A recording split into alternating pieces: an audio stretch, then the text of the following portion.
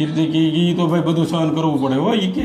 કીર્તિ પટેલના પપ્પાને તમે આ વસ્તુ કીધી હતી, તમારી ઉપર પૂંજાએ હાથ ચાલાકી કરી, બધું તમે પરિવારને જણાવ્યું હતું?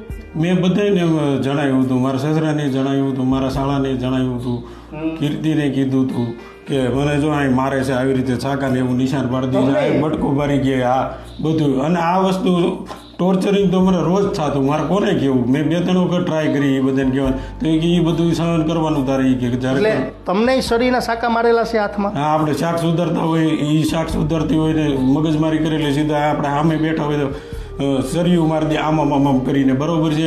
એક પેર અહીંયા બટકું ભરી ગયેલી છે, બરોબર છે. ક્યારનું બટકું ભરેલું છે? લગભગ 8 મહિના થયા.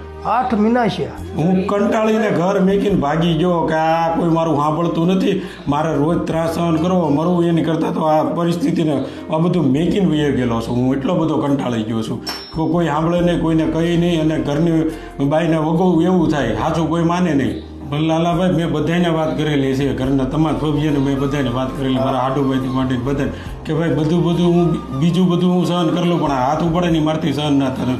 એકાદ ફેર હોય તો સમજ્યા, ખારા કાલો બોલે ચાલી થઈ હોય તો ઉપાડ લે એમ. આ તો રોજનું 2 દિવસ ઊભું જ હોય એનું ટોર્ચરિંગ મેન્ટલી. તમે નહીં માનો, હું લાખ રૂપિયાની એવરેજથી કામ કરતો તો મારે 30,000 વાગે ડિપ્રેશનમાં હું રહેવા માંડ્યો હતો. બોલો મિત્રો, સંજયભાઈ પટેલને 8 મહિનાથી આ બટકું ભરેલું છે.